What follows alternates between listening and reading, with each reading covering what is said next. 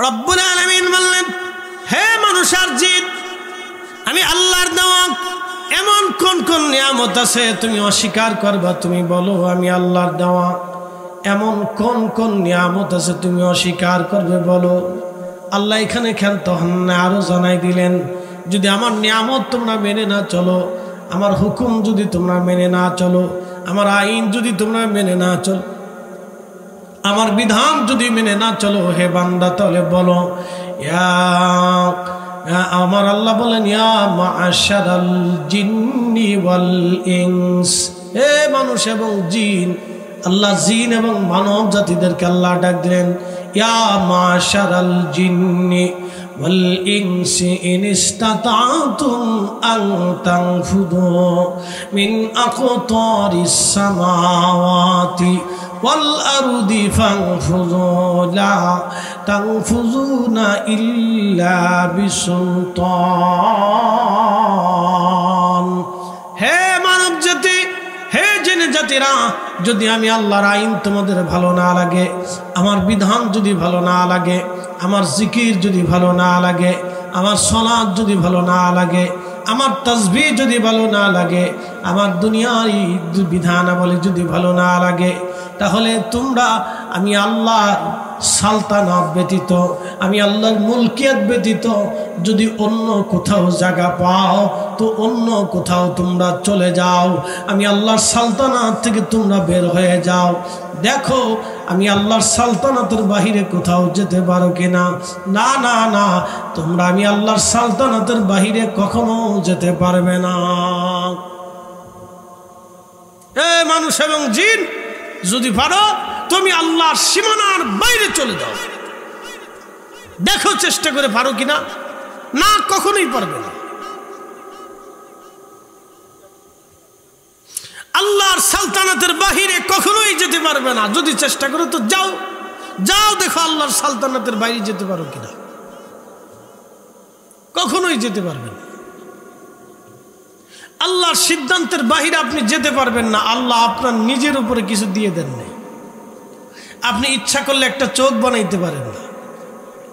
আপনি ইচ্ছা করলে আপনার শরীরের উপর নিয়ন্ত্রণ নিতে পারেন না। বলে হুজুর কেমনে? যদি পারতেন তাহলে মানুষ বৃদ্ধ হতো না।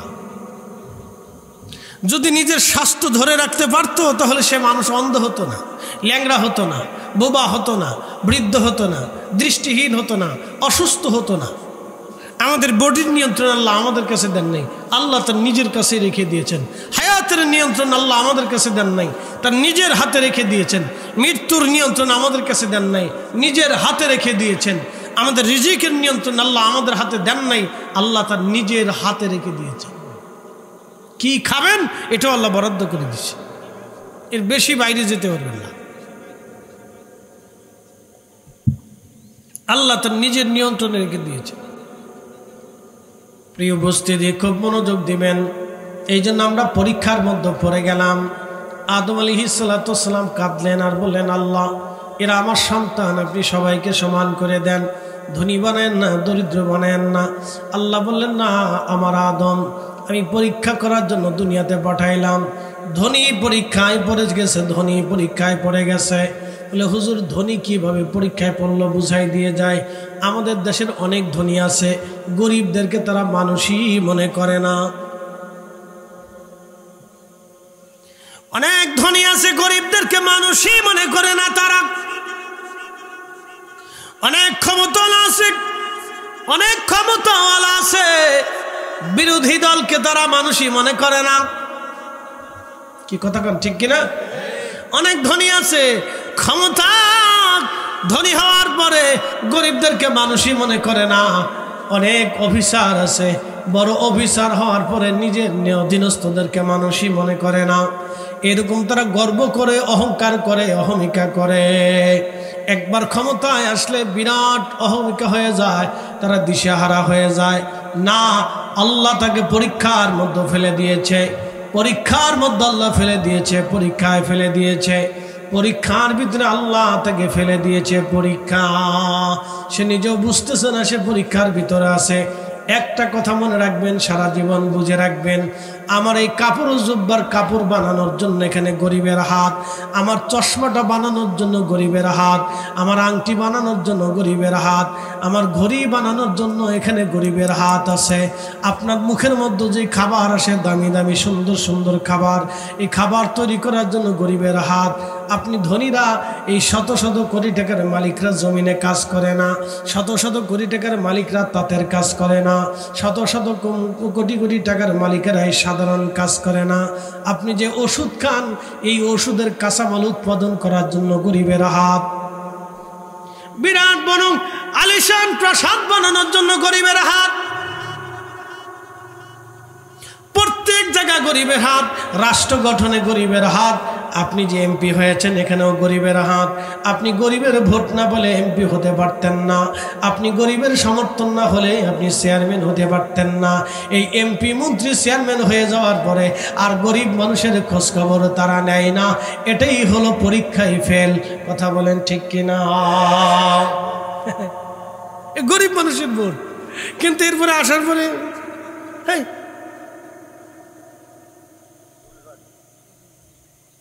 ইস শয়তান হাসে গো, বাপরে বাপ, ও তো আমার স্মৃতি সিটে। শয়তান হাসে গো, আমার স্মৃতি বড় সিটে। আমি 9 লক্ষ বছর ইবাদত করছিলাম, ও তো 9 বছরের জিন্দিগি পাইয়া 90 বছরের জিন্দিগি পাইয়া ও যা শুরু করছে তো আমারও ফেল করে ফেলছে। কুল আউযু বিরাব্বিন নাস মালিকিন নাস ইলাহিন নাস মিন শাররিল ওয়াসওয়াসিল খান্নাস আল্লাযী ওয়াসবিসু ফি সুদুরিন নাস মিনাল জিন্নাতি ওয়ান নাস। মানুষ শয়তান, জিন শয়তান, মানুষ শয়তান, জিন শয়তান, মানুষ শয়তান, জিন শয়তান। কি শয়তান? মানুষ শয়তান, জিন শয়তান। মিনাল জিন্নাতি ওয়ান নাস, মানুষ শয়তান, জিন শয়তান, মানুষ শয়তান, জিন শয়তান। অনেকে মাঝে মধ্যে আফসোস করেন, হুজুর আমরা হাদিসে শুনেছি মাহে রমজান আসলে শয়তান রে বলে আল্লাহ শিকল দিয়ে বেঁধে রেখে, তাহলে রমজানে এত শয়তানি কেমনে হয়? আল্লাহ জিন শয়তান রে বেঁধে রাখে, কিন্তু মানুষ শয়তান রে তো আর আল্লাহ বাঁধে নাই। ঠিক কর না কে জোরে বলে? আল্লাহ জিনে শয়তানরে বাঁধছে, কিন্তু মানুষ শয়তানরে তো বাঁধে নাই। এই জন্য রমজান আসলে দেখবেন শয়তানি শুরু হয়।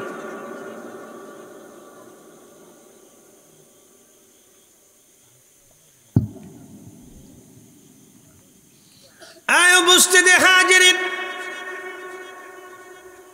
খুবই মনোযোগের সাথে শুনবেন। গ্রাম থেকে একটা ছেলে চলে গেল বিদেশে, অনেক টাকার মালিক হলো, আর গ্রামে আসে না।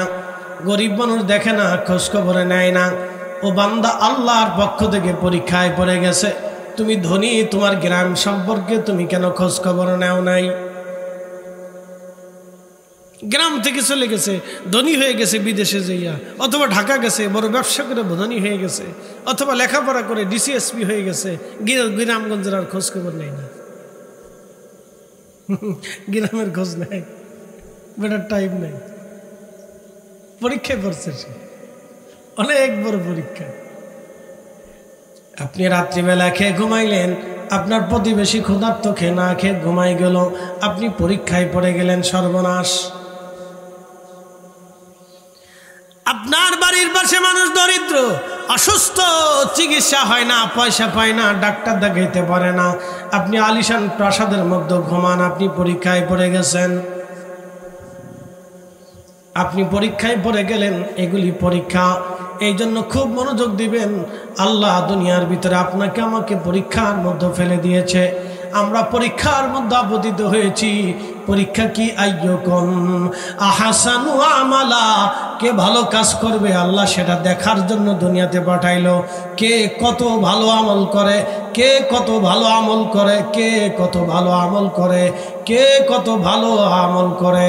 আপনার আল্লাহ জমির মালিক অনেক বানাইছে, আল্লাহ পরীক্ষার মধ্যে ফেলে দিয়েছে। আপনার এক টুকরো জমি আল্লাহ দেয় নাই, তাও আপনার পরীক্ষায় ফেলে দিয়েছে। হুজুর জমি নেই, তা আমি কেমনে পরীক্ষায় পড়লাম? আপনার যে জমি নাই এটাই পরীক্ষা। আল্লাহ দেখতেছে আপনি ধৈর্য ধরতে পারেন কিনা, এর উপরে সন্তুষ্ট হন কিনা। শোনেন, আপনাদেরকে বলি, অনেক গরিব মানুষ আছে মাঝে মধ্যে আফসোস করে, আরে আমার যদি এই 500 কোটি টাকার মালিক হইতাম তাহলে এই গ্রামের মানুষের খালি দান করতাম। আফসোস করে, কিন্তু সে জানে না যে সে 500 কোটি টাকার মালিক হলে সে জালিম হয়ে যেত, ফেরাউন হয়ে যেত। কারণ ফেরাউন আগে কি করত বলেন তো? ফেরাউনের আগে কাজ কি ছিল? খয়রাতি ছিল, খয়রাতি। খয়রাতির থেকে সে কি হইলো জানেন? ফেরাউন কি করলো? বাচ্চা কেমনে হইল? তার দোস্তর নাম ছিল হামান। হামান আর ফেরাউন দুই দোস্ত মিলিয়ে আগে খয়রাতি ছিল, মাঠে ঘাটে কাজ কারবার করে খাইতো। তো কোনো কাজ কারবার নাই, তারা কি করলো জানেননি? গোরস্থানে চাকরি নিল। কোন জায়গা? গোরস্থানে চাকরি নিছে। গোরস্থানের মাটি মুটি খুঁজে যা পাইতো তা হইতো, নালি না খেয়ে থাকতো। দেখেন, একটু ভালো করে বুঝবেন, গোরস্থানের কর্মচারী ওর জিন্দিগি থেকে বুঝে যান যে সবাই আল্লাহ সম্পদ দেয় না, সবাই আল্লাহ ক্ষমতা বাড়ে না, সবাই আল্লাহ ইজ্জত দেয় না। কেন দেয় না? সবাই কিছু কিছু মানুষ আছে যদি ক্ষমতা পাইতো তাহলে একবারে দুনিয়া আন্দার করে ফেলতো, জালিম হয়ে যেত, চেঙ্গিস খান হয়ে যেত। হ্যাঁ, চেঙ্গিস হয়ে যেত। চেঙ্গিস খান ক্ষমতা পাইয়া 4 কোটি মানুষ মেরে ফেলল।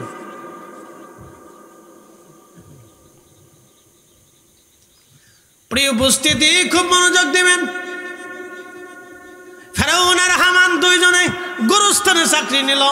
গোরস্থানে চাকরি নেওয়ার পরে মানুষ মারা যাইতো, কবর খুঁজতো, ওখানে কবরস্থ করা হতো, পয়সা করে যা পাইতো কোনো রকম চলতো।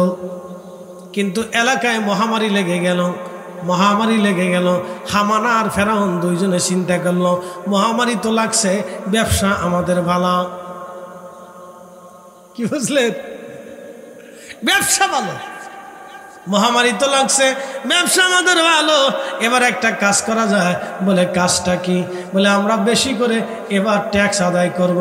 যারা মানুষ মারা যাবে কবরস্থ করতে হলে পয়সা বেশি করে দিতে হবে। তারা ট্যাক্স বাড়াই দিল, টাকা বাড়াই দিল। কবর দিতে হলে এত টাকা দেওয়া লাগবে। ঢাকা শহরে অনেক গোরস্থানে দেখবেন কবরও দিতে হলে টাকা দিতে হয়। টাকা, ভালো পয়সা গুনতে হয়, নাহলে কবর দিতে দেবে না। চিন্তা করেন, গোরস্থানের জায়গার দাম কত? সব সিটারি ব্যবসা, গোরস্থানেও সিটারি আছে। হাই হাই বন্ধু, খুব মনোযোগ দেন। হামান আর ফেরাউন দুইজনে মিলে গোরস্থানের ট্যাক্স বাড়াই দিল।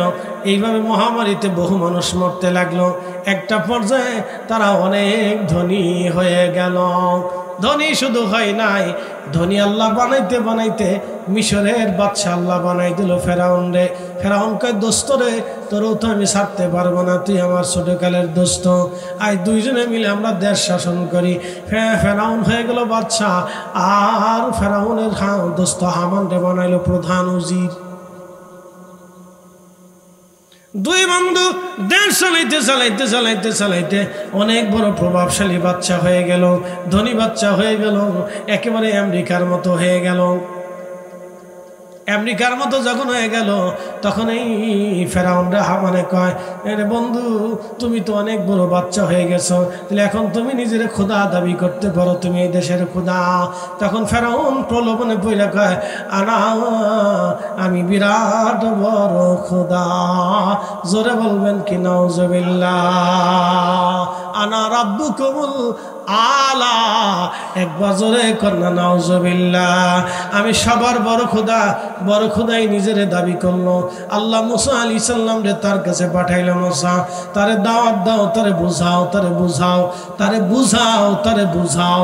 আল্লাহ কিন্তু হঠাৎ করে ফেরাউন রে একেবারে পানির মধ্যে সুবায় মারে নাই। আল্লাহ মুসা আলাইহিস সালাম তার কাছে দাওয়াত পাঠাইছে, তারে বুঝাও, তারে বুঝাও, তারে দাওয়াত দাও, তারে দাওয়াত দাও, তারে দাওয়াত দাও, তারে বুঝাও, তারে দাওয়াত দাও, তারে বুঝাও। এই আমার দিকে তাকান, ভালো করে তাকান। এই সারা দুনিয়াতে সনাতনী হিন্দু আছে না? আল্লাহ ইচ্ছা করলে পুরা হিন্দু গ্রাম আগুন দিয়ে পুরে ভূমিকম্প দিয়ে ধ্বংস করে দিতে পারতেন না? তো করেন না কে? পরীক্ষা। দেখি তারে আমি 60 বছর হায়াত দিছি, দেখি 100 বছর হায়াত দিয়েছি, দেখি 100 বছরে সে আমার দিকে ফিরে আসে কিনা। আল্লাহ জানে তার ভবিষ্যৎ কি হবে, তারপরও আল্লাহ সুযোগ দিয়ে রাখছে যাতে কিয়ামতের ময়দানে বান্দা বলতে না পারে, রব তুমি তো আমার সুযোগ দাও নাই, আমি যদি সুযোগ পাইতাম তো আমি মুসলমান হইতাম।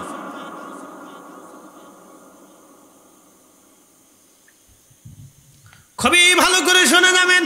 তো এখন প্রশ্ন রাখতে পারেন ফরিদি হুজুর, তাহলে যারা একবারে জন্মগতভাবে একবারে পাগল হয়, জন্মগতভাবে যারা পাগল হয়, শিশুকালে যারা মারা যায়, এবং পৃথিবীতে এমন অঞ্চল আছে যেই অঞ্চল একেবারে উপজাতি এলাকা, যেখানে কখনো কালেমার দাওয়াত পৌঁছায় নাই, জঙ্গলে তারা বাস করে, আফ্রিকাতে আছে, আমাজনে আছে, পৃথিবীর বড় বড় দেশের বড় বড় জঙ্গলগুলিতে এখনো উপজাতি আছে, তারা সভ্যতার ছায়া এখনো পায় নাই, তাদের কাছে এখনো কালেমার দাওয়াত পৌঁছায় নাই। তখন তারা কিয়ামতের ময়দানে তাদের কাছে কি হবে, তাদের ফয়সালা আল্লাহ কেমনে করবে? প্রশ্ন রাখতে পারেন, তাদের ফয়সালা আল্লাহ সুন্দরভাবে করবে। প্রশ্ন রাখতে পারেন ফরিদ হুজুর, তো তাদের ফয়সালা কেমন হবে যারা জন্মগতভাবে পাগল হয়ে গেছে, অথবা পাগল হয়ে মারা গেছে, অথবা শিশুকালে মারা গেছে, যারা কালেমাও বুঝে নেয়, দিনও বুঝে নেয়, দুনিয়াও বুঝে নেয়, তারা বুঝার আগেই কবরে চলে গেছে, তো আল্লাহ তাদের ফয়সালা কেমনে করবে?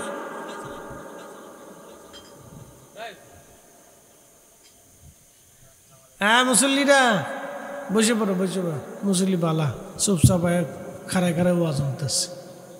মারহাবা কর, না না একসাথে বলেন, জোরে বলেন মারহাবা। ওরা আজকে শুনবে, কালকে ওরা মাহফিল করবে, আমরা মেড ইন কবর। কি কথা কন না, গো টু কবর, কবর আমরা সব কবরে চলে যাব। আশেপাশে গোরস্থান আছে, জোরে বলেন আছে? বয়স কত? গোরস্থানের বয়স কত? কত বছর হবে? কত? 100, 200, আরো বেশি না? সর্বনাশ, মাশাআল্লাহ। তো 300-400 বছর আগের কবর, তো 300-400 বছর আগের গোরস্থান এখানে। বলেন তো 400 বছর আগে যারা কবরে দিয়েছিল তার কবরের পাশে কয়জন দাঁড়ায়? কেউ আছে? নেই। তো ঠিক আগামী 100 বছর পরে আপনাদের কবরের পাশেও দাঁড়ানোর কেউ নাই। ঠিক 200 বছর পরে আমার কবরের পাশে দাঁড়ানোর কেউ নেই। তো কে দাঁড়াবে? ওই জগতে আপনার আপন কে হবে? কে সেই দিন আপনাকে তরাবে?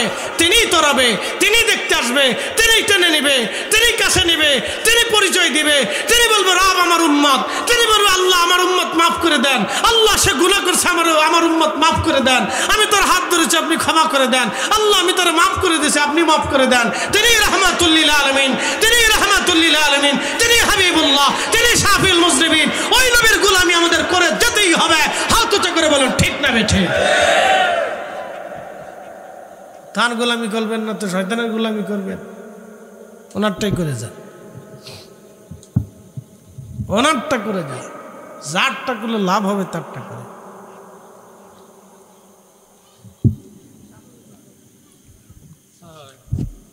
আসেন আমরা একটু দরুদ পড়ি। আল্লাহুম্মা সাল্লি আলা সাইয়্যিদিনা মাওলানা মুহাম্মাদ ওয়া আলা আলি সাইয়্যিদিনা।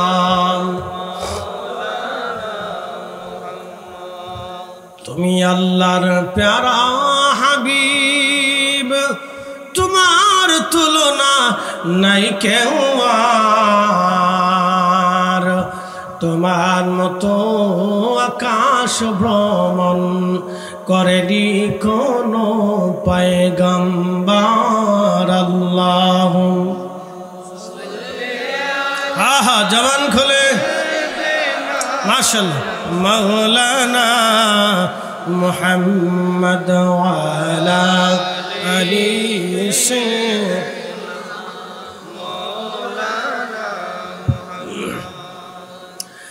আমিরের খেলবাসী, রাঙ্গুনিয়াবাসী, খুবই মনোযোগের সাথে শুনবেন বাবাজি আমার। তো এই সমস্ত মানুষের কিভাবে আল্লাহ কিয়ামতের ময়দানে সালিশ করবে, বিচার করবে? যেই সমস্ত বাচ্চারা উপযুক্ত হওয়ার আগে, বালেগ হওয়ার আগে মারা গেল, ওরা আল্লাহর আদালতের সামনে দাঁড়িয়ে যাবে। যে সমস্ত পাগলগুলি আল্লাহ পাগল অবস্থায় দুনিয়ার থেকে চলে গেল, ওরাও আল্লাহর সামনে দাঁড়িয়ে যাবে। যে সমস্ত উপজাতিগুলি জঙ্গলের মধ্যে বসবাস করে সারা জীবনেও কোনোদিন এই সভ্যতা এবং কালেমার দাওয়াত তাদের নসিবে কোনোদিনও হয় নাই, এমন জনপদ দুনিয়াতে গেছে বা হয়েছে যাদের কাছে কখনো কালেমার দাওয়াত পৌঁছায় নাই, ওরাও আল্লাহর আদালতের সামনে দাঁড়িয়ে যাবে। আল্লামা ইমাম আব্দুর রহমান জালালউদ্দিন সুয়ুতি রাহিমাহুল্লাহ বিশ্ববিখ্যাত মুহাদ্দিস, ইলমের এমন কোন শাখা নাই যেখানে ইনি কিতাব লিখে না গেছে। ওনার জিন্দেগির মধ্যে আসছে প্রায় 1500 কিতাব উনি লিখে গেছেন। ইলমের এমন কোন দিক নাই যেখানে তিনি কিতাব না লিখে গেছেন। উনি এত বড় একজন ইমাম ছিলেন, 2 লক্ষ হাদিসের হাফিজ ছিলেন তিনি। 2 লক্ষ হাদিসের হাফিজ ছিলেন তিনি। ওনার উস্তাদ ইমাম হযরত আসকালানী আশ-শাফিঈ, যিনিও 2 লক্ষ হাদিসের হাফিজ ছিলেন। ইমাম সুয়ুতি উনি ওনার জমানার ভিতর অনেক বড় আল্লাহর ওলি এবং মুজাদ্দিদ ছিলেন। এত বড় মুজাদ্দিদ ছিলেন, এত বড় ওলি ছিলেন। উনি মুরাকাবাতে, মুশাহাদাতে আল্লাহর রসুলের, আল্লাহর হাবিবের সঙ্গে জীবনে 75 বার নবীজির সাথে তার দিদার হয়ে গেছে। শুনলে খুশি হবেন, উনি সেই মহান ইমাম যিনি মিলাদুন নবী, ঈদে মিলাদুন নবী সাল্লাল্লাহু আলাইহি ওয়াসাল্লামের উপরে কিতাব লিখে এই উম্মতকে তিনি ধন্য করে দিয়ে গেছেন। যারা মিলাদুন নবীর বিরোধিতা করে তারা হযরত ইমাম সুয়ুতির জুতা টানার যোগ্যতা রাখে না। কথা বলেন ঠিক কিনা? নেই, পৃথিবীতে কোনো আলেম নেই মানে জুতা টানবে সেই যোগ্য কোনো আলেম নেই। উনি এই মিলাদুন নবী মাহফিলের পক্ষে উনি কিতাব রচনা করে দিয়ে একেবারে সমাধান বাতলিয়ে দিয়ে গেছে। ওনাদের সমাধানের পরে আমাদের আর কারো সমাধানের প্রয়োজন নেই। কথা বলেন ঠিক কিনা? কোন মসজিদের খতিব সাহেব, ইমাম সাহেব কি বললো ওগুলি দেখার টাইমই নেই। কোন মাদ্রাসার মুহতামিম সাহেব, প্রিন্সিপাল, প্রধান ফকি, মুহাদ্দিস আর শাইখুল হাদিস, আর কোন দেশের এই মুফতি আজম কি বললো ওটা দেখার সময় নেই। আইম্মাই মুস্তাহিদিন সমাধান যেখানে দিয়ে গেছে আমাদের আর কারো সমাধানের প্রয়োজন আমরা মনে করি না। কথা বলেন ঠিক না বেটা?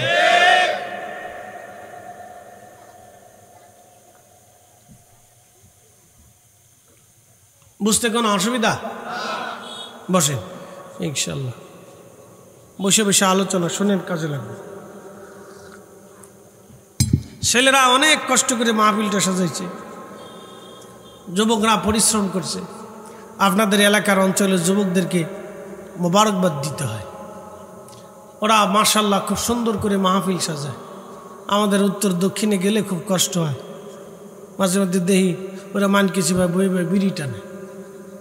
হ্যাঁ, যুবকরা বিড়ি টানে, মুরব্বীরা মাহফিল সাজায়। মুরব্বীরা মাহফিলের জন্য কষ্ট করে, যুবকরা বিড়ি টানে, ফেসবুক টিপে ঘুরে বেড়ায়। মাঝে মধ্যে চিন্তা করি, হায় আফসোস, কোন দেশে জন্ম নিলাম, এত মানুষ, কত মানুষকে ওয়াজ শোনাইলাম, কিন্তু আমার দেশের মানুষকে আমি ওয়াজ বুঝাইতে পারলাম না। নিজের কাছে আফসোস লাগে। যখন ছোট ছোট বাচ্চারা আমরা রিসিভ করে তখন খুব ভালো লাগে যে এই বাচ্চাগুলিও মাহফিল সাজাইছে। কালকে চট্টগ্রাম শহরে, জায়গার নাম কি ভাই, আসকার দিঘির পারে মাহফিলে গেছি। ছোট ছোট ছেলেরা, ক্লাস 6 7 পরে, ওরা ওই মাহফিলের সদস্য। এক গ্রুপ এসে আমারে ফুল দেওয়ার লেগে, মাশাআল্লাহ, ওটা জুনিয়র গ্রুপ, জুনিয়র গ্রুপ, এরপরে সিনিয়র গ্রুপ আছে। জুনিয়র দিয়েছে আমার ফুল দিতে, মাশাআল্লাহ, এটা দেখতে ভালো লাগে। তো ওরা মাহফিল সাজাইতেছে, এটা খুব ভালো, আলহামদুলিল্লাহ। এই জন্য ওদেরকে উৎসাহিত করবেন, উৎসাহ দিবেন, অর্থ দিয়ে, বৃত্ত দিয়ে, পরামর্শ দিয়ে, ভালোবাসা দিয়ে। আর যদি সহযোগিতা না করেন তাহলে আল্লাহর আদালতে আপনাকে পরীক্ষা দিতে হবে। যাই তুমি কেন করো নাই, সেই দিন জবাব আপনাকে দিয়ে তারপরে যেতে হবে। মনে রেখেন, পরীক্ষা পরীক্ষা। বেটা ফতোয়া দিয়ে বন্ধ করতে চায়, ও নিজেও জানে না সে পরীক্ষায় পড়ে গেছে। ওনার ফতোয়ায় ঘোড়ার ঘাস কাটবে না কিয়ামতের মাঠে, ওইগুলো কাজ হবে না। একটা কথা মনে রাখবেন, রাহমাতুল্লিল আলামিন সম্পর্কিত কোন নেক কাজকে কেউ যদি বিতর্কিত করার চেষ্টা করে তাহলে সে ভয়াবহ পরীক্ষার মধ্যে পড়ে গেল। কারণ মেহবুবে আলার সম্মানের দিকে তাকাইয়া আল্লাহ কিন্তু কাউকে ছেড়ে দিবে না, এটা মনে রাখবেন। রাসূল করিম সাল্লাল্লাহু আলাইহি ওয়াসাল্লামের মহান মর্যাদার দিকে তাকাইয়া সাহাবায়ে কেরাম পর্যন্ত হিমশিম খাইতে। বড় বড় ওলি বুজুর্গরা দরবারে মুস্তাফাতে যে নিজের জুতা খুলে ফেলতেন। ইমাম মালিক ইবনে আনাস রাহিমাহুল্লাহ, তিনি বিশ্ববিখ্যাত সেই মদিনার ইমাম, এত বড় ইমাম, লক্ষ লক্ষ হাদিসের হাফিজ। মদিনাতে তিনি ইমামতি করতেন। 80 বছরের জীবনে কোনোদিন নবীর ইজ্জতের দিকে তাকাইয়া একটা সেকেন্ডের জন্য মদিনাতে জুতা পরেন নাই, একটা বারের জন্য মদিনাতে থুতু নিক্ষেপ করেন নাই, একটা মুহূর্তের জন্য মদিনার হাউদের ভিতরে, সীমানার ভিতরে। মদিনার সীমানা কত দূর? মদিনাতুল মুনাওয়ারা মসজিদে নববী থেকে একেবারে যদি আপনি মদিনা ইউনিভার্সিটি পর্যন্ত যান, ওয়াদি আল মুবারাক, মদিনা ইউনিভার্সিটির সামনে একটা ওয়াদি আছে, একটা উপত্যকা আছে, একটা ছোট্ট খাল আছে, ক্যানেল আছে, নদী আছে, এটাকে বলা হয় ওয়াদি আল মুবারাক। এটা আরেকটা নাম ওয়াদি আল আকিক, সেখান থেকে পাথর থেকে আকিক পাথর তৈরি করা হয়। সেই ওয়াদি আল মুবারাক, ওয়াদি আল মুবারাকের পরে যে মদিনা ইউনিভার্সিটি, তার পরে যাওয়ার পরেই স্থান হচ্ছে মদিনার হাউদ। মদিনার সীমানা একবার উহুদ পাহাড়ের শেষ সীমানা পর্যন্ত মদিনার হাউদ। অথচ এই পুরা রাস্তা তিনি পায়ে হেঁটে, যে খালি পায়ে হেঁটে মদিনার হাউদের বাইরে যে পেশাব পায়খানা করতেন। জীবনের 80টা বছর এইভাবে কাটিয়ে দিয়েছেন শুধু দরবারে মুস্তাফার ইজ্জতের দিকে তাকাইয়া। আর আপনি আসছেন মিলাদুন নবী সাল্লাল্লাহু আলাইহি সাল্লাম, আমার রাসূল সম্পর্কিত মাহফিল বন্ধ করার জন্য। লজ্জা করা উচিত উম্মতের, শরম করা উচিত। এই মাহফিলটা আল্লাহ রসুলকে কেন্দ্র করে, বোঝা উচিত এই মাহফিলটি সাজানো হয়েছে নবীকে কেন্দ্র করে। মসজিদে নববী মদিনা মুনওয়ারা কেন হলো? রসুলকে কেন্দ্র করে। মসজিদে নববীর দাম কেন হলো? নবীকে কেন্দ্র করে। রিয়াজুল জান্নাহ মসজিদে নববীতে কেন হলো? রসুলকে কেন্দ্র করে। হুজরা মুবারকে জিব্রাইল কেন আসলো? নবীকে কেন্দ্র করে। কোরআন শরীফ আমরা কেন পেলাম? রসুলকে কেন্দ্র করে। দ্বীনকে কেন পেলাম? নবীকে কেন্দ্র করে। আমরা তাওহীদকে কিভাবে বুঝলাম? রসুলকে কেন্দ্র করে। আখিরাত কিভাবে বুঝলাম? নবীকে কেন্দ্র করে। আল্লাহ এক কিভাবে বুঝলাম?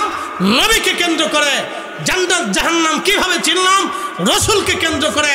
সাহাবায়ে কেরাম যুদ্ধের ময়দানে নিজেদের কলিজাগুলি কুরবানি করে দিলেন কিকে কেন্দ্র করে? রসুলকে কেন্দ্র করে। সাহাবায়ে কেরাম নিজেদের জীবন যৌবন স্ত্রী পুত্র পরিজন সব এক পাশে রেখে দিয়ে জিহাদের ময়দানে নিজেদের কলিজা কাটা খুন করে রক্ত জমিনে বিছিয়ে দিলেন। কেন দিলেন? রসুলকে কেন্দ্র করে। আর আপনি আসছেন রসুলকে কেন্দ্র করে সে মাহফিল বন্ধ করার জন্য। লজ্জা করা উচিত আপনার, একটু হায়া থাকা উচিত, শরম থাকা উচিত এই উম্মতের, যে আমাদের সাহস কি করে হয় নবীকে কেন্দ্র করে যে মাহফিল হয় সেটা বন্ধ করতে হবে আমাকে। কি আশ্চর্য চলতেছে এটা। উনি বোঝাচ্ছেন উনি বিরাট বড় সুন্নতে আহলে হক দাবি করে বসে রয়েছে। উনি আহলে হক।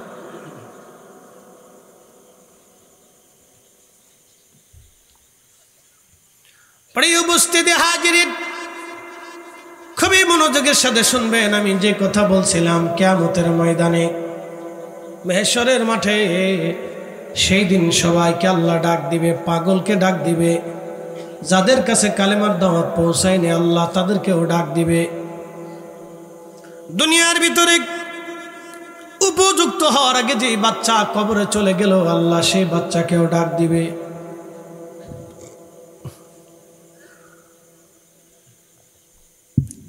সেই বাচ্চাটাকে ডাক দিও আল্লাহ পাক এদেরকে এক জায়গা করবেন। এক জায়গা করি আমার রব ডাক দিবে, হে বান্দারা, হে শিশু বাচ্চা, হে আমার বান্দা, তুমি কেন দিন মানো নাই, কেন আমি আল্লাহ মানো নাই? তখন ওই রুহুটা, ওই বান্দা ডাক দিয়ে বলবে, আল্লাহ আমি উপযুক্ত হওয়ার আগে, বালেগ হওয়ার আগে দুনিয়ার থেকে আমি চলে আসছিলাম। আল্লাহ তখন আমি দিন দুনিয়া ধর্ম কালেমা ঈমান তাওহীদ রিসালাত আমি বুঝি নাই। আল্লাহ যদি আমি বালেগ হতাম আর দিন কালেমা তাওহীদ রিসালাত আমি বুঝতাম, তাহলে আমি মেনে মেনে আসতাম। আল্লাহ বলবেন দাঁড়াও। পাগলকে আল্লাহ ডাক দেবে, হে আমার বান্দা, তুমি কেন আমার দিন মানো নাই, কালেমা তাওহীদ রিসালাত মানো নাই, কারণ কি? সেই দিন ওই বান্দা ডাক দেবে, রব্বুল আলামিন তুমি আমার পাগল বানাইছিলা, আমি মস্তিষ্কহীন ছিলাম, বুদ্ধি জ্ঞান আমার লোভ ছিল, আমি জানতাম না। যদি আমি পাগল না হতাম তাহলে অবশ্যই তাওহীদ রিসালাত কালেমা দিন মেনে চাসতাম। আল্লাহ বলবেন তুমিও দাঁড়াও। এরপরে যে সমস্ত মানুষের কাছে কখনো কোনোদিনও কালেমার দাওয়াত পৌঁছাই নাই, আল্লাহ তাদেরকে ডাক দেবে, হে বান্দারা তোমরা কেন দিন মানো নাই? সেই দিন তারা বলবে, রব্বুল আলামিন আমাদের কাছে কখনো কোনোদিনও কোনো সময় কালেমার দাওয়াত পৌঁছাই নাই। আল্লাহ আমাদের মাঝে যদি কালেমার দাওয়াত পৌঁছাইতো রব্বুল আলামিন, তাহলে অবশ্যই আমরা দিন মেনে আসতাম। কখনোই কোনো সময় আমাদের মাঝে সেই দাওয়াত কেউ নিয়ে আসে নাই। তিন গ্রুপ আল্লাহ একত্রিত করে দাঁড়া করা বলবে, তোমরা কি আমি রব মানো? সেদিন ওই শিশুকালে যে বাচ্চা মারা গেল, পাগল হয়ে যে মারা গেল, কালেমার দাওয়াত যার কাছে পৌঁছাইলেন যে মারা গেল, তিন গ্রুপ বলবে, হ্যাঁ রব, আপনি আমাদের রব, আমরা মেনে নিলাম। আমি যা হুকুম করব তাও কি তোমরা মানবা? বলে, হে রব, আপনি মালিক আমাদের, আপনি খালিক। আল্লাহ আমরা জানি আপনি আমাদের রব, আপনি যা বলবেন আমরা তাই মেনে চলবো। আল্লাহ তখনই বলবে, হে আমার বান্দারা, তাহলে এখনই তোমরা জাহান্নামে চলে যাও, আমি আল্লাহ তোমাদেরকে জাহান্নামী বানায় দিলাম। যাও জাহান্নামে চলে যাও, এক্ষুনি যাও, এক্ষুনি যাও জাহান্নামে চলে যাও।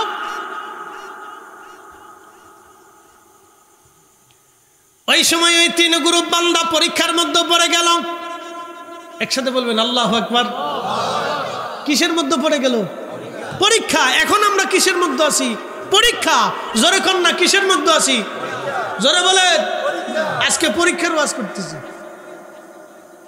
আজকের ওয়াজ হলো পরীক্ষার ওয়াজ। আমাদের জিন্দেগিটাই পরীক্ষা। আমরা এখানে বসে আছি পরীক্ষা। জিন্দেগিটা পরীক্ষার ভিতরে আল্লাহ ফেলে দিয়েছে, পরীক্ষার ভিতরে আছি আমরা। সেই সময় কিয়ামতের ময়দানে ওই তিন গ্রুপ আল্লাহ পরীক্ষার মধ্যে ফেলে দিলেন। আমরা এখন পরীক্ষার ভিতরে আছি। দুনিয়াটা পরীক্ষার জায়গা, মনে রাখবেন। সেই সময় আল্লাহ বলবেন, যাও এক্ষুনি তোমাদেরকে জাহান্নাম দিয়ে দিলাম, এক্ষুনি দৌড় দিয়ে জাহান্নামে চলে যাও। তখন এক দল দৌড় দিবে জাহান্নামের দিকে, আর এক দল দাঁড়ায় থাকবে। জাহান্নামের দিকে একদল দৌড়ায় দৌড়ায় যাচ্ছে, রব হুকুম দিছে চলে যায়, সাথে সাথে দৌড় মারছে। আর এক দল দাঁড়ায় আছে। দাঁড়ানো দলকে আল্লাহ বলবেন, হে আমার বান্দারা তোমরা কেন দাঁড়ায় আছো? আয় বান্দাগুলি বলবে, রব্বুল আলামিন তুমি তো আমাদের রব, কিন্তু আল্লাহ জাহান্নাম তো কঠিন শাস্তির জায়গা, আমাদের ভয় লাগে। আল্লাহ আমরা ভয় পাইতেছি, জাহান্নামে যাইতে মন চায় না। আমার আল্লাহ তখনই ডাক দিবে, বান্দারে, ও বান্দা, ও বান্দা, আজকে আমারে দেখছো, আমার হাসর দেখছো, আমার জাহান্নাম দেখতেছো, জান্নাত দেখতেছো, আমার সব তুমি দেখতেছো, ফেরেশতা দেখতেছো। আজকে হাসরের মাঠ কায়েম হয়ে গেছে। বান্দারে, আমি আল্লাহ সরাসরি হুকুম পাওয়ার পরেও তুই আমার হুকুম মানিস নাই, হুকুম না মেনে দাঁড়ায় আসিস। তোরা দুনিয়াতেও আমার হুকুম মানতি না, অতএব এক্ষুনি যা, তোদেরকে জাহান্নামী বানায় দিলাম। তোরা আমারে কখনোই মানতি না, এখন যেহেতু মানো নাই তখনও মানতা না।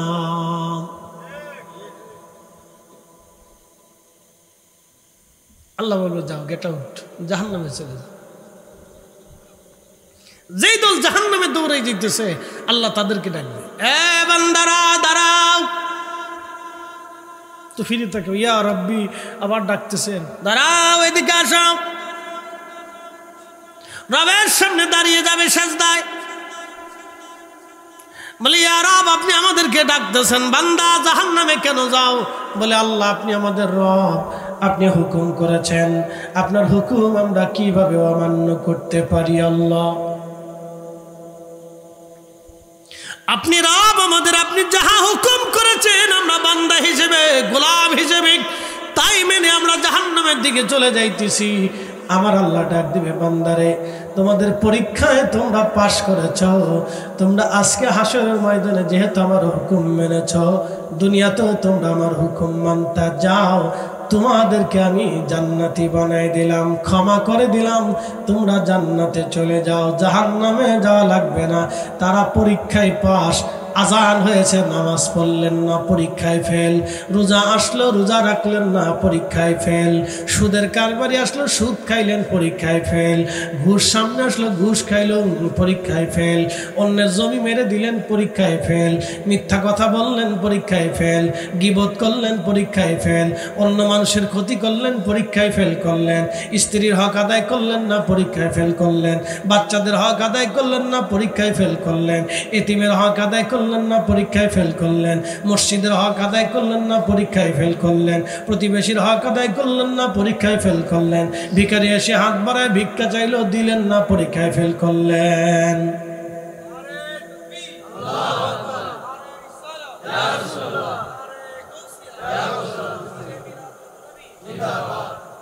পরীক্ষায় ফেল, পরীক্ষায় ফেল, করবেন না ইবাদত, করবেন না গোলামি, পরীক্ষায় ফেল। পরীক্ষায় ফেল করছেন আপনি, পরীক্ষায় ফেল, পরীক্ষায় পাস করা লাগবে। এই জন্য প্রত্যেকের জীবনের ক্ষেত্রে নেকামল নেকামল নেকামল নেকামল। আল্লাহ বলেন ইন্নাল্লাযীনা আমানু ওয়া আমিলুস সালিহাতি উলাইকা হুম খায়রুল বারিয়া। ইমানে আমলে, ইমানে আমলে, ইমানে আমলে, আগে ইমানের কথা বলছে, এই জন্য আমরা সুন্নি সুন্নি করি, কথা কন না কেন, ঠিক কিনা?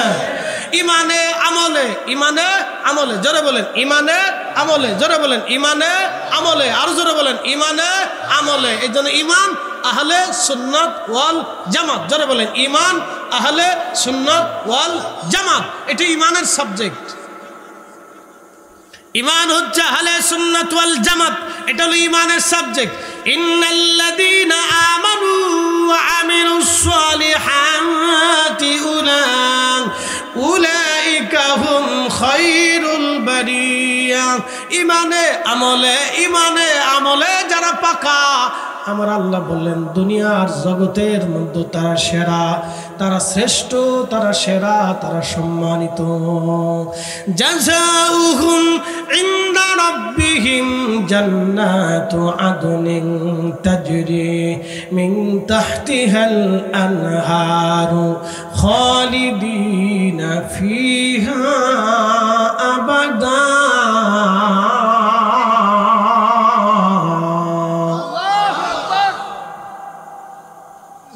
কখনো তোমাকে যদি ভুলি, হেদায়েতের আলো জেলে নিয়কাশ তুলি, কখনো তোমাকে যদি ভুলি, হেদায়েতের আলো জেলে নিয়কাশ তুলি, ঠাই দিও প্রিয়তম অগমহিয়ান, তুমি রহমান, তুমি মেহেরবান। অন্ধ গাহে না শুধু তোমারি গুণগান, বুঝে বুঝে না তবু শান, তুমি রহমান, তুমি মেহেরবান, তুমি রহমান, তুমি মেহেরবান। আল্লাহ বলেন জাযাউহুম ইনদা রাব্বিহিম জান্নাতু আদনিন তাজরি মিন তাহতিহাল আনহার। ইমানে আমলে কেউ যদি পাকা হয়, আমার আল্লাহ বলেন জাযাউহুম ইনদা রাব্বিহিম জান্নাত, আমি রব্বুল আলামিন তার জন্য একটা জান্নাত বানিয়েছি। জান্নাতু আদুদিন তাজরি মিন তাহতিহাল আনহার, এই জান্নাতের তলদেশ দিয়ে নহর প্রবাহিত হবে, একটা মধুর নহর, শরবতের নহর, দুধের নহর, পানির নহর। এতই স্বচ্ছ হবে, দুধের চাইতে সাদা, এত সুন্দর চমৎকার সাদা হবে, মধুর চাইতে চমৎকার মিষ্টি হবে, আর মিষ্কাম্বরের চাইতে সুঘ্রাণময় হবে, স্বচ্ছ পানি হবে, পানি দেখলেই মন চাবে দারুণ পানি, চমৎকার পানি, পানি স্বচ্ছ পানি, একেবারে সুন্দর পরিষ্কার পানি দেখা যাবে। আমি দেখেছিলাম ওই যে আপনার আরব সাগরের পরে লোহিত সাগরের পানি নীল দেখা যায়, বড় সুন্দর দেখা যায়। হজ করে যাওয়ার পরে আমি লোহিত সাগরের পরে গেলাম ঘুরে আসি দেখার জন্য। লোহিত সাগরের পরে যাওয়ার পরে দেখি চমৎকার পানি, নীল পানি, বড় পরিষ্কার পানি, খুবই সুন্দর, পৃথিবীর সুন্দর সুন্দর হ্রদে নীল নদের পানি, বড় স্বচ্ছ পানি, ঝর্ণার পানি, বড় স্বচ্ছ পানি, খুবই পরিষ্কার পানি, চমৎকার দেখা যায়। হায় হায় হায়, এই আল্লাহর জান্নাতের ভিতরে এমন স্বচ্ছ পানি দেখা যাবে, খুব চমৎকার। আল্লাহ পাক রব্বুল আলামিন বললেন ওই পানির নহরের নিচে হবে স্বর্ণ মণিমুক্তা দিয়ে নির্মিত, 2 পাশটা স্বর্ণ দিয়ে বানানো হবে, এবং তার পান পাত্র জমররদ জহরত দিয়ে সুন্দর করে বানানো হবে।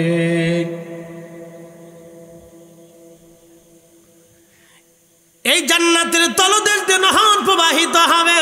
কতদিন তোমরা এই জান্নাতে থাকবা? আমার রব, আমার আল্লাহ বললেন খালিদিনা ফিহা আবাদা, চিরদিন জান্নাতে থাকবা, চিরদিন, কখনো তুমি আর জান্নাত থেকে বের হবে না। তুমি যে ঢুকবা আর কখনো তোমার চিন্তা থাকবে না, পেরেশানি থাকবে না। দুনিয়াতে চিন্তা আছে, আপনার স্ত্রীর কি হলো, বিদেশে চলে গেলে চিন্তায় থাকে আমার স্ত্রীর কি অবস্থা, আমার বাচ্চারা কেমন আছে, মার শরীর স্বাস্থ্য কেমন আছে, বাজার সদাই আসলো কিনা, চোর ডাকাত ঘরে ঢুকলো কিনা, অ্যাক্সিডেন্ট হলো কিনা, অসুখ বিসুখ হলো কিনা, ডাক্তার পেলো কিনা। দুনিয়াতে পেরেশানির জায়গা, শুধু পেরেশানি আর পেরেশানি, শুধু পরীক্ষার জায়গা দুনিয়া। কিন্তু আল্লাহর জান্নাতে তো মধুময় জায়গা হবে, কোনো চিন্তা থাকবে না, চিন্তার লেশ থাকবে না, কোনো দুঃখের লেশ মাত্র থাকবে না। কখনো সেখান থেকে আর কেউ কোনো দিন বের হবে না। একবার ঢুকবে একেবারে আবাদুন আবাদা, কখনো সেখান থেকে আর বের হবে না। তো সেই জিন্দিগির জন্য কি নিয়ে গেলেন? এই দুনিয়াতে আল্লাহ পরীক্ষায় পাঠাইছেন সেই জিন্দিগির জন্য। পরীক্ষায় যদি পাশ করতে না পারেন তাহলে সর্বনাশ হয়ে যাবে। পরীক্ষায় পাশ করা লাগবে। আল্লাহর নবীর সুন্নতের পরীক্ষা, আল্লাহর দেওয়া ফরজ বিধানের পরীক্ষা, ওয়াজিব বিধানের পরীক্ষা, হক হালালের পরীক্ষা আল্লাহ দিয়ে দুনিয়াতে পাঠাইছেন। আল্লাহ যেটা হালাল করেছেন সেটা হালাল, যেটা হারাম করেছেন সেটা হারাম। আল্লাহ যেটা আইন করেছেন সেটা আইন, যেটা নিষেধ করেছেন সেটা নিষেধ। আমার নবী যেটা করেছেন করব, করতে নিষেধ করেছেন ছেড়ে দিয়ে দেব। এইভাবে যদি জিন্দেগি চালাইতে পারেন তাহলে আশা করা যায় পরীক্ষায় আমরা পাস। কষ্ট হইতেছে? দুনিয়া কিসের জায়গা? পরীক্ষা। জোরে বলেন কিসের জায়গা? পরীক্ষা। পরীক্ষায় পড়েছেন, পরীক্ষায় পড়েছেন, পরীক্ষায় পড়ে গেছি আমরা। উপায় নাই, উপায় নেই, পরীক্ষায় পড়ে গেছি। অনেক বড় পরীক্ষার ভিতরে পড়ে গেছি, পাস করতে হবে। এই জন্য সিলেবাস কমপ্লিট করেন। বলে হুজুর সিলেবাস কি? আল্লাহর কোরআন, রাসূলের সুন্নাত, এই দুইটা হচ্ছে জিন্দেগির অনেক বড় সিলেবাস। কমপ্লিট করতে থাকে, কমপ্লিট করে নি সিলেবাস, নইলে মুশকিল আছে, অনেক বড় মুশকিল। বাঁচার রাস্তা নেই। বলেন মৃত্যু থেকে কেউ বাঁচতে পারে? একসাথে বলেন পারে? আমেরিকার প্রেসিডেন্ট পারবে? রাশিয়ান প্রেসিডেন্ট পারবে? চাইনিজ প্রেসিডেন্ট পারবে? পৃথিবীর কোনো নামি দামি প্রেসিডেন্ট কেউ পারবে না। পৃথিবীর বড় বড় সেনাবাহিনীর গ্রুপ তারাও পারবে না। দুনিয়ার সবচেয়ে বড় চিকিৎসা বিজ্ঞানী বর্তমান যিনি আছেন, নোবেল অস্কার বুঝাই পেয়েছেন, পারবে? পারবে না, পারবে না, কেউ পারবে না, সম্ভব না। তো আল্লাহর সাথে কেমনে যুদ্ধ করবেন বলেন তো? বলে হুজুর আল্লাহর সাথে মানুষ কিভাবে যুদ্ধ করে? হ্যাঁ, আপনি যখন হাইয়া আল্লাহ সালাহ বলার পরে মসজিদে না যায় দোকানে বসে বসে চা খান, বিড়ি টানেন, তখনই আপনি আল্লাহর সাথে যুদ্ধ করতেছেন। যখনই আল্লাহ সুদ হারাম করে দিয়েছে আর আপনি সুদ খাচ্ছেন, তখনই আপনি আল্লাহর সাথে যুদ্ধ করতেছেন। যখনই আল্লাহ হারাম ঘুষ নিষেধ করে দিয়েছে, তখন আপনি সেটা খাচ্ছেন, তখনই আপনি আল্লাহর সাথে যুদ্ধ করতেছেন। যখনই অন্যের জমি আপনি জোরপূর্বক খাচ্ছেন, দিচ্ছেন না বুঝিয়ে, অন্যের টাকা নিয়েছেন মেরে, দিচ্ছেন না বুঝিয়ে, তখনই আপনি আল্লাহর সাথে যুদ্ধ করতেছেন। মানুষ আল্লাহর সাথে যুদ্ধ করে? হ্যাঁ, যুদ্ধ করে। তখনই আপনি আল্লাহর সাথে যুদ্ধ করতেছেন। প্রিয় উপস্থিতি হাজিরিন, কেউ আল্লাহর সাথে যুদ্ধ করে কোনোদিন কেউ টিকবে না, টিকা সম্ভব হবে না। এই জন্য দুনিয়াটা পরীক্ষার জায়গা। এই জন্য পরীক্ষার জায়গা, আল্লাহ পরীক্ষা করার জন্য দুনিয়াতে পাঠিয়েছেন। আল্লাহ আরো বলে দিয়েছেন, বান্দারে যদি ভালো না লাগে তাহলে আমার সালতানাত থেকে বের হয়ে চলে যাও। আল্লাহর সালতানাত থেকে বের হয়ে যাওয়ার কোনো সুযোগ আমাদের নাই। পরীক্ষা দিতে হবে, পরীক্ষায় পাশ করা লাগবে। আল্লাহ আমাদের পরীক্ষায় পাশ করার তৌফিক দান করুন। জোরে আওয়াজ তুলে বলেন আমিন। একটা ঘটনা বলে আপনাদের কাছ থেকে বিদায় নেব। ইমাম জৌজি রহিমাহুল্লাহ তিনি তেনার কিতাবের ভিতরে 900 বছর আগে একটা কৌল লিখছে, একটা ঘটনা লিখছেন, একটা কাসাস লিখছেন। মিশরীদেরকে, মিশরি বাচ্চাদেরকে ফেরাও বলা হতো। ফারাও, ফারাও, ফারাও বা ফেরাও, ফেরাউন যেটাই বলেন আর কি। তো মিশরের বাচ্চাদেরকে, মিস্রি বাচ্চাদেরকে ফেরাউন বলা হতো। আমাদের এই অঞ্চলের আগে বাচ্চাদেরকে মুঘল, মুঘল সালতানাত, মুঘল, ব্রিটিশ, ব্রিটিশ, নবাবী, নবাব বলতো না? এরকম বিভিন্ন এলাকার বাচ্চাদের বিভিন্ন ধরনের নাম আছে।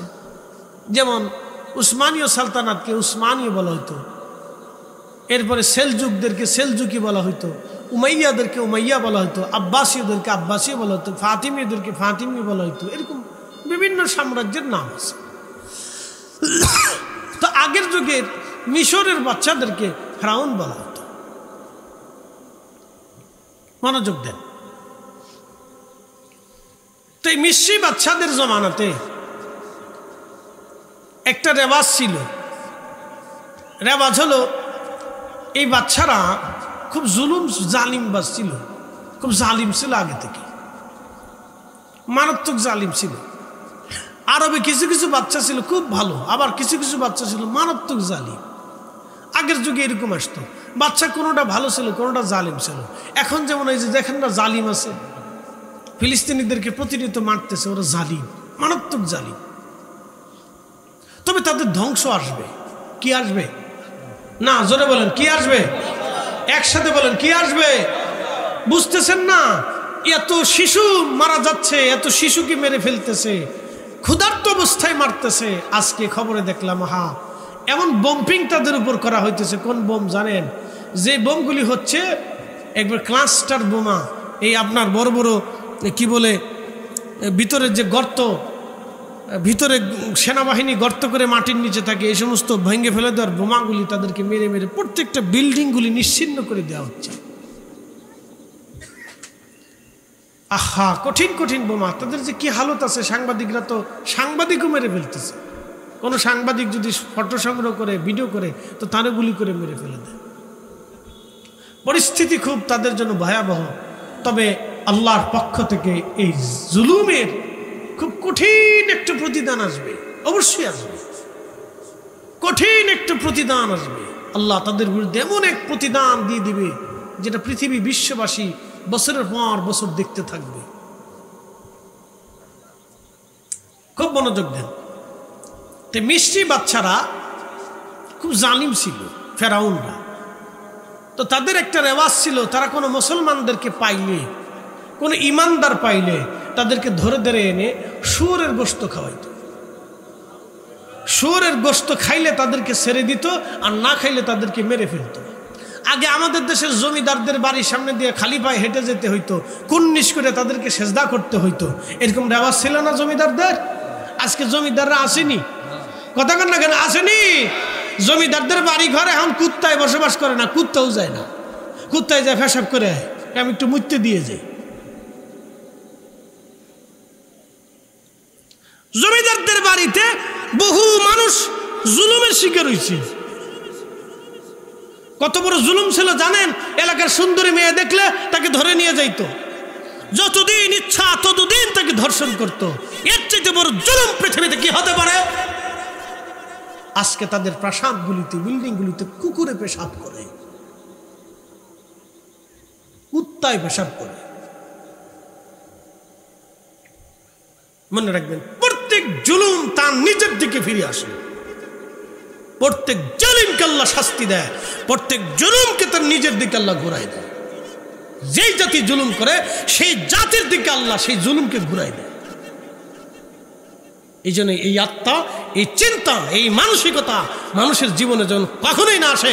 ক্ষমতা আসুক, সম্পদ আসুক, অর্থবিত্ত আসুক, যাই আসুক, সেজন্য কখনো জালিম না হয়। মনে রাখবেন, জালিম হইলে আল্লাহ তার দিকে সেটা ঘুরাই দেয়।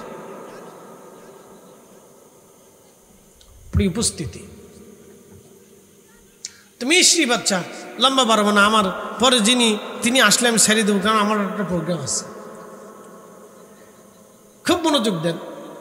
মিষ্টি বাচ্চা এই যারা শুয়োরের গোশত খাইতো তাদেরকে ছেড়ে দিত, যারা খাইতো না তাদেরকে। তো মিশরে জানতে পারলো একটা এলাকাতে এক মহিলা তার 7টা সন্তান নিয়ে তারা পাক্কা ঈমানদার। ফেরাউন তাদেরকে ধরে নিয়ে আসছে। ফেরাউন ধরে আনার পরে ফেরাউন যখন তাদেরকে ধরে নিয়ে আসছে, তখন ওই মহিলার 7টা সন্তান সহ মহিলাকে বলা হলো, তোমরা শুয়োরের গোশত যদি খাও তোমাদেরকে ছেড়ে দেব। মহিলা বলল না, আল্লাহ যেটা হারাম করেছে, আল্লাহ যেটা হারাম করেছে সেটা আমরা কখনোই খাবো না। একসাথে বলবেন আল্লাহু আকবার। না, জোরে জোরে জোরে জোরে। কে হারাম করেছে? কে হারাম করেছে?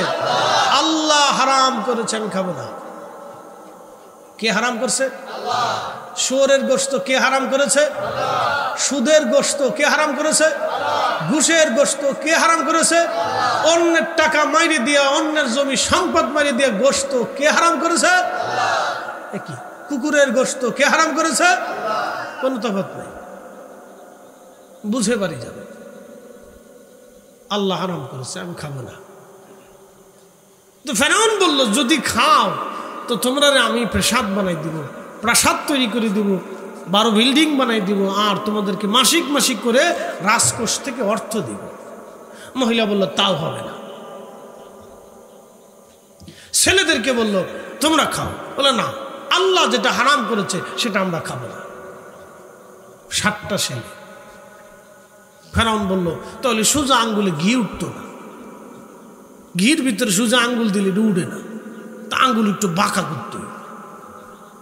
কেমনে বাঁকা করব? মহিলাকে সামনে দাঁড়া করানো হলো,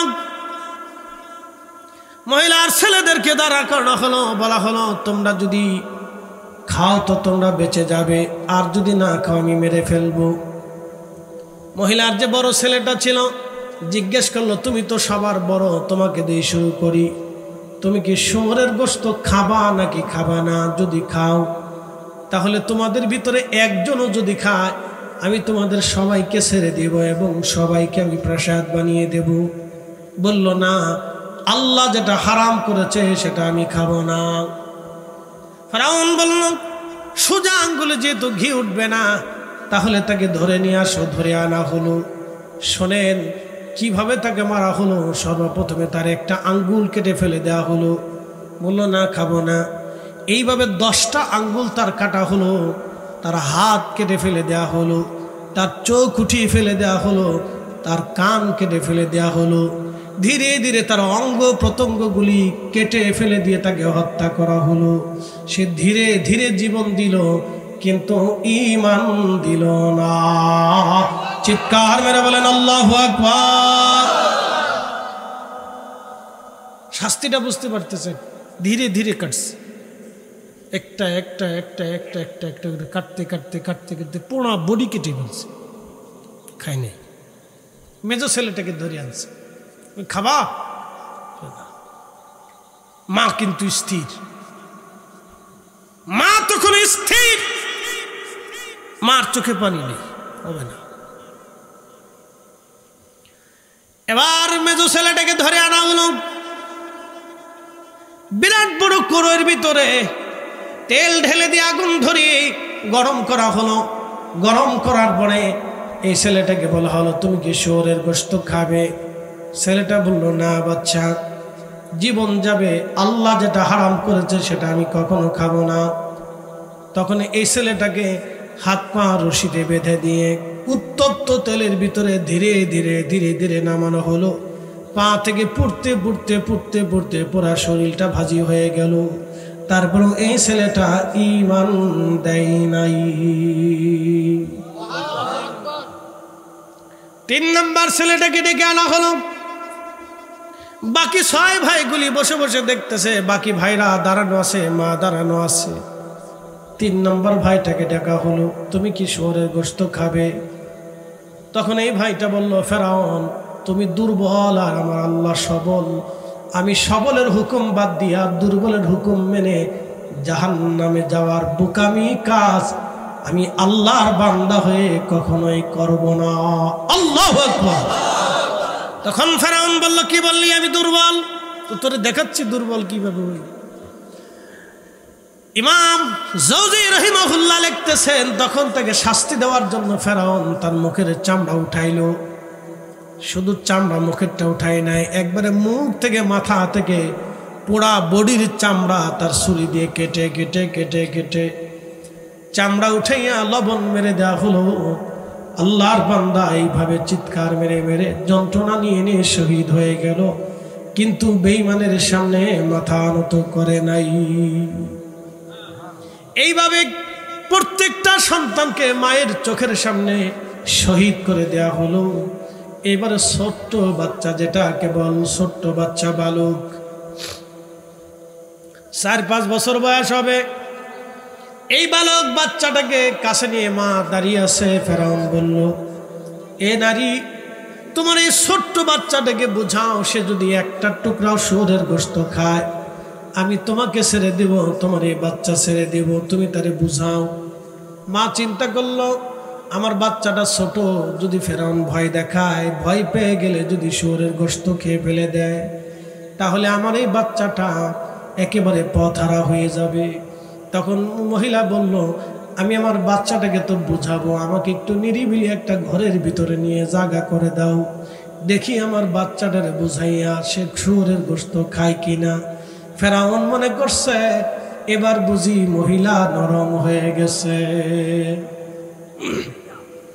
মহিলা তার কোলের বাচ্চা, বালক বাচ্চাটাকে হাতে করে ধরে নিয়ে চলে গেল রুমের ভিতরে। রুমের ভিতরে নিয়ে বাচ্চাটার সামনে নিয়ে বলল, বেটা আমার, কলিজার টুকরা সন্তান আমার, তোমার চোখের সামনে তোমার 6টা ভাই আল্লাহর পথে শহীদ হয়ে গেছে, তারা শুয়োরের গোশত খায় নাই, কাফেরের সামনে মাথা নত করে নাই রে বেটা। ছেলে আমার, তোমার 6টা ভাই আল্লাহর জান্নাতে, মেহেশ্বরে আল্লাহর জান্নাতে চলে গেছে, হাসরের ময়দান কায়েম হবে ছেলে আমার। সেই দিন তোমার 6টা ভাই আল্লাহর আরশে মুআল্লার নিচে তারা জায়গা পাবে। কলিজার টুকরা ছেলে আমার, তুমি যদি আজকে শুয়োরের গোশত খাও বেটারে, তাহলে কিয়ামতের ময়দানে তুমি হবা জাহান্নামী, আমার বাকি 6টা সন্তান হবে জান্নাতি।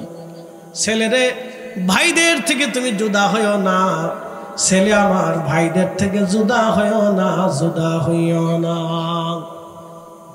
কলিজার টুকরা ছেলে আমার, আমি তোমার মা, তোমার বাকি 6 ভাইদেরকে আমি 2 বছর করে দুধ পান করিয়েছিলাম। ছেলেরে, তুমি ছোট ছিলা, তুমি একটু পুষ্টিহীন হয়েছিলা, তোমার পুষ্টি বাড়ানোর জন্য আমি মা তোমার 4 বছর দুধ পান করিয়েছি। তোমার প্রতি আমার হক বেশি, অধিকার বেশি। ছেলে আমার, আমি মা বলতেছি, সাবধান, জীবন দিবা কিন্তু ঈমান দিবা না। তখন ছেলেটা ডাক দেখে, মা আপনি কি মনে করছেন আপনি কি মনে করছেন আমি ফেরাউনের কথায় শুয়োরের গোশত খাবো? আমি আরো চিন্তায় ছিলাম, আপনি নি আমারে ওই হারাম খাওয়ার জন্য আপনি পরামর্শ দেন কিনা মা?